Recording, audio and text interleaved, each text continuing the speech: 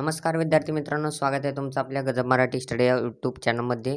तर तुम्ही थंबनेल पाहिल्याप्रमाणे आणि टायटल पाहिल्याप्रमाणे की जे 10वीच्या विद्यार्थ्यांसाठी आणि 12वीच्या विद्यार्थ्यांसाठी एक महत्त्वाची बातमी आहे, की जी बातमी लोकमतमध्ये आलेली आहे. आजची बातमी आहे 21 तारखेची आहे. तुम्ही खाली डेट पण पाहू शकता, ठीक आहे. परीक्षा केंद्रावर म्हणजे पर्यवेक्षण टीम रोटेशन पद्धतीनं म्हणजे जे तुमचे शिक्षक असतात. आधी काय व्हायचं 10वीच्या जे बोर्डाच्या पेपरमध्ये जे शिक्षक यायचे वर्गावरती ते आणि एक शिक्षक फक्त चेंज व्हायची.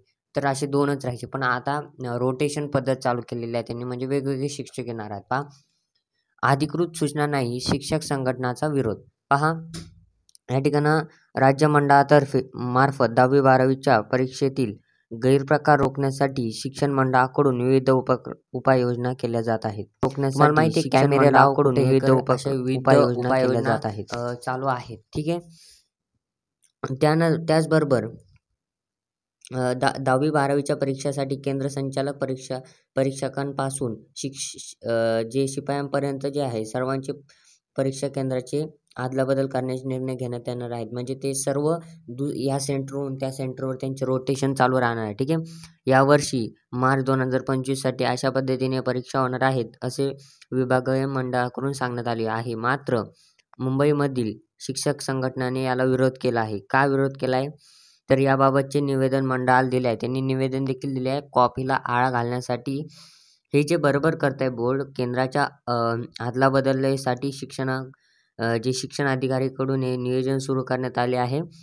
10वी-12वीच्या परीक्षेत ज्या होणाऱ्या कॉपीला आळा घालण्यासाठी सरकारने प्रत्येक केंद्रावर CCTV अनिवार्य केले आहे. हे मी तुम्हाला आधी सांगितलं.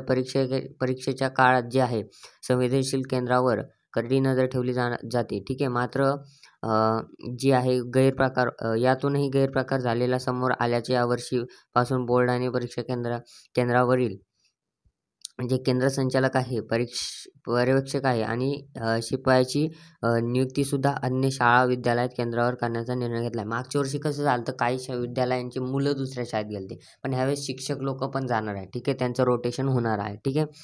तर त्या ठिकाणं जे मुंबई जे आहे, मुंबई शिक्षण संघटनेने याला विरोध केला होता. तर त्यांनी निवेदन दिले जाणार होते. गेल्या 2 वर्षापासून काही राज्यामध्ये परीक्षा केंद्रावर रोटेशनप्रमाणे पर्यवेक्षकांची प्रक्रिया सुरू आहे. मात्र मुंबईमधील ट्रॅफिक, लोकल प्रवास आणि त्यामुळे दर पेपराच्या वेळी बदलत राहणारा प्रवास या कारणामुळे ही प्रक्रिया शक्य होईल असे वाटत नाही, असे तिथल्या शिक्षकांना आणि त्यांना वाटत आहे. त्यामुळे हा निर्णय बदलावा यासाठी शिक्षण मंत्री, राज्य माध्यमिक उच्च माध्यमिक शिक्षण मंडळ आणि मुंबई कार्यालय यांना महाराष्ट्र राज्य माध्यमिक उच्च माध्यमिक शाळा मुख्याध्यापक संघ आणि मंडळाकडून जे निवेदन देण्यात येणार आहे, ठीक आहे.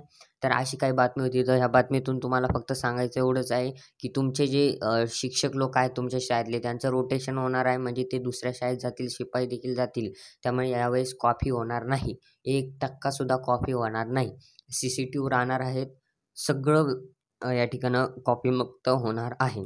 तर व्हिडिओ आवडल्यास लाईक करा. त्यासाठी आपल्या चॅनलला सबस्क्राईब करून ठेवा, जेणेकरून तुम्हाला IMP पेपर या ठिकाणं दिला जातो आणि तो तुम्हाला त्याचा फायदा बोर्डाला होतो. तुम्हाला कॉपी मिळो अथवा न मिळो, तुम्हाला त्या पेपरमध्ये तुम्ही जेवढा अभ्यास करताल तेवढा बोर्डाला 100% येतो म्हणजे येतो. त्यामुळे आपल्या चॅनलला आत्ता जा सबस्क्राईब करा आणि प्रत्येक विषयाचे पेपर आपल्या चॅनलवरती पडतात, ठीक आहे. व्हिडिओ आवडल्यास लाईक, शेअर, सबस्क्राईब करा. मित्रांनो, भेटूया पुढच्यामध्ये. तोपर्यंत धन्यवाद.